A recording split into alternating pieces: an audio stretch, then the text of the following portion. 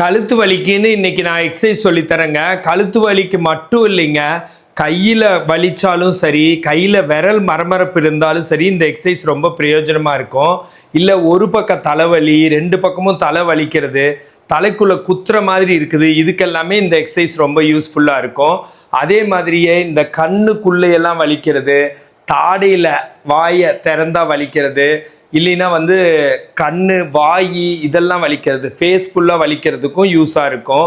அதுக்கப்புறம் இங்கே ஸ்டெர்னோக்ளிடம் muscle trapezius இந்த மசில்ஸில் வலிக்கிறது, இல்லை இந்த இந்த கழுத்து இந்த ஏரியாவில், இல்லை கழுத்துக்கு கீழே இந்த ஏரியா இருக்குல்லங்க ட்ரெபீசியஸ்ன்னு சொன்னேன்ல, அங்கே வலிக்கிறதுக்கும் இந்த எக்ஸசைஸ் ரொம்ப பிரயோஜனமாக இருக்கும். அதே மாதிரி முதுகில் அந்த ஸ்பைனல் கார்டில், மேல் ஸ்பைனல் கார்டில் வலிக்கிறது, இல்லை அந்த ஸ்கேப்புலான்னு சொல்லுவாங்கள்ல, அந்த பிளேட் மாதிரி ஒரு போன் இருக்கும்ல கீழே, அதில் வலிக்கிறது. அப்புறம் ஸ்கேப்புலாவில் வலிச்சா அது கொஞ்சம் இந்த ரிப்ஸில் சைட்லையெல்லாம் வலிக்கிறது. ஹார்ட் ட்ரபிள் மாதிரியே யோசித்து நிறைய இசிஜி எடுத்திருப்பீங்க, இந்த இடம் வலிக்கிறது. மென்னாக இருந்தால் செஸ்ட்டில் வலிக்கிறது, உமன்னா பிரஸ்ட்டில் வலிக்கிறது, பிரஸ்ட்டில் மேலே இந்த சைடில் இப்படி குத்துனா வலிக்கும், மேலேயும் வலிக்கும், சும்மாவே வலிக்கும், இல்லை நடு செஸ்ட்டில் வலிக்கும். அப்புறம் கையில் கரண்ட் ஊறுற மாதிரி இருக்கும், கையில் குடைச்சல், சின்ன வெயிட் கூட தூக்க முடியாமல், விரல்ல எல்லாம் மரமரப்பு ஒரு மாதிரி டயர்டான மாதிரியே இருக்கும், இப்படி பின் தலை முன்னாடி இது மாதிரி இருக்கிறதுக்கும் இப்போ நான் சொல்ல போகிற எக்ஸசைஸ் ரொம்ப கரெக்டாக வேலை செய்யும். இதில் நோய் என்னென்ன நோயில் இந்த மாதிரியெல்லாம் வருதுன்னு கேட்டால், கழுத்தில் எலும்பு தேய்மானம் இருந்தால் நான் சொன்ன எங்கே வேணாலும் வலிக்கலாம். அதுக்கு பேர் சர்வைக்கல் ஸ்பாண்டிலைட்டிஸ் இல்லை சர்வைக்கல் ஸ்பாண்டிலோசிஸ். அதில் இயர்லி ஸ்டேஜாக இருக்கலாம், மாடரேட்டாக இருக்கலாம், கிரானிக்காக இருக்கலாம். இந்த மாதிரி ஏதாச்சும் இருந்தாலும் சரி. அதை தவிர என்னென்னா டிஸ்க் பல்ஜு, ஜவ்வு C3 C4 C5 C6 C7 இதுக்கு இடையில எல்லாம் எங்கேயாச்சும் ஜவ்வு வீங்கிக்கிறது, அதான் டிஸ்க் பல்ஜு. இல்லை ஜவ்வு தொத்திட்டு இருக்குது, டிஸ்க் ப்ரொட்ரூஷன். அப்புறம் ஜவ்வு விலகிறது, டிஸ்க் ப்ரொலாப்ஸு. அப்புறம் அது வெளியே போகிற நரம்பு அழுத்திட்டு இருக்கிறது, நர்வ் கம்ப்ரெஸ் ஆகிறது, பிரேக்கியல் நியூராலஜியா. இந்த மாதிரி ஏதாச்சும் இருந்தாலும், எம்ஆர்ஐ நீங்கள் எடுத்திருந்தாலோ, எக்ஸ்ரே சிடி ஏதாச்சும் எடுத்திருந்தாலோ, இல்லை எடுக்காமல் இருந்தாலும் சிம்டம்ஸ் இந்த மாதிரி ஃபேஸ் பண்ணால் இது சேஃபான எக்ஸசைஸ் கண்டிப்பாக செய்யலாம். இதை தவிர என்னென்ன ட்ரபிள்னா சர்வைக்கோஜெனிக் பெயின், ஸ்ட்ரெஸ்னால் வர்ற தலைவலி, அதுக்கெல்லாமே யூஸ்ஃபுல்லாக இருக்கும். இப்போது அந்த எக்ஸசைஸை சொல்லி கொடுக்கறதுக்கு முன்னாடி நான் ஒன்று சொல்லிக்க விரும்புகிறேன். எல்லாமே ஸ்ட்ரெஸ் தான் 70% காரணமாக இருக்குது இந்த மாதிரி வலிகளுக்கெல்லாம்.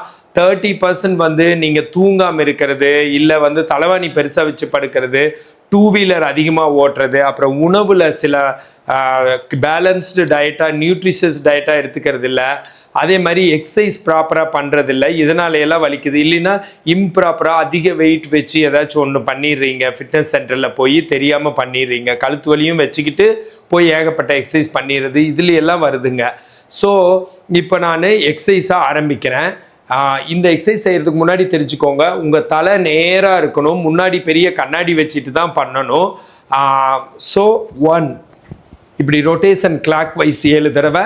இதெல்லாம் நீங்கள் ஸ்ட்ரெயிட்டாக செஞ்சால் மட்டும்தான் உங்களுக்கு நல்லது பண்ணும். இதில் ஏதாச்சும் மிஸ்டேக் பண்ணிவிட்டு அப்புறம் நாளைக்கு கமெண்ட்டில் எனக்கு வலி குறையில அப்படியெல்லாம் எழுதாதீங்க. ஸ்ட்ரெயிட் சொல்கிறதெல்லாம் கேர்ஃபுல்லாக வாட்ச் பண்ணிக்கோங்க. ஸ்ட்ரெயிட்டாக இருக்கணும், கண்ணாடி வச்சுருக்கணும், இப்படி வளைஞ்சிருக்கக்கூடாது, முன்னாடி யாராச்சும் பார்த்து உங்களை போஸ்டரை கரெக்ஷன் பண்ணணும்.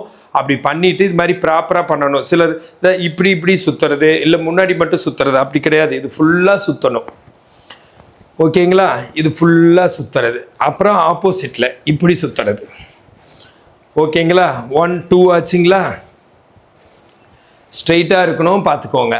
அப்புறம் 3 ஷோல்டர் பிரேசிங் எக்ஸசைஸ். இப்படி நல்லா முன்னாடி நல்லா பின்னாடி போகணும்னு வச்சுக்கோங்களேன். இப்படி போகணும். 3 எல்லாமே 7 தடவை, 3 செட்டு, 7 21 தடவை செய்யலாம். ஃபஸ்ட்டு ஒரு 7 தடவை செஞ்சு எப்படி இருக்குன்னு பார்த்துட்டு அப்புறம் இன்னொரு 7 அப்படி செய்யலாம், 3 செட்டு. அடுத்தது இப்படி 1 2 3 4 5 6 7 8 9 10 அப்புறம் கீழே போடுறது 1 2 3 4 5 6 7 8 9 10. இதை விஸ்குன்னெல்லாம் செய்யக்கூடாது, நான் செய்கிற மாதிரியே செய்யணும். நீங்கள் நேராக இருக்கணும், ஸ்மூத்தாக கொண்டு போகணும், இங்கே காது வரைக்கும் வரணும், 10 என்ற வரைக்கும் வச்சுருக்கணும், கீழே கொண்டு போட்டு 10 என்ற வரைக்கும். அப்போ எத்தனை exercise? 1 rotation clockwise, 2 rotation anti clockwise, 3 shoulder bracing exercise, 4 elevation depression. 4 exercise ஆச்சுங்களா? இதை தவிர தலையாட்டி பேசாதீங்க, நேராக பேசுங்க. கொஞ்ச நாளில் பழக்கமாயிரும். உடம்போட திரும்புங்க. யார் கூப்பிட்டாலும் காலோட திரும்புங்க. தலையை மட்டும் திருப்பாதீங்க. தலையை திருப்பி எதுவும் செய்யாதீங்க. கொஞ்ச நாளைக்கு வெயிட் தூக்குறது, குனிஞ்சு வேலை செய்கிறதெல்லாம் அவாய்ட் பண்ணுங்கள். தலைவாணி மல்லாந்து படுத்தா பெருசாக வைக்க வேணாம், சின்னதாக வைங்க. சைடில் படுத்தா பெருசாக வைங்க. ஸ்பாஞ்ச் மெத்தையில் படுக்காதீங்க. ஒன்று ஃபூமான மெத்தையில் படுக்கலாம், இல்லை மெத்தையில் அவாய்ட் பண்ணிட்டு தரையில் பாய் போட்டோ இரும்பு கட்டில் மரக்கட்டலில் சும்மாவோ படுங்க. தண்ணி 3-4 லிட்டர் குடிங்க.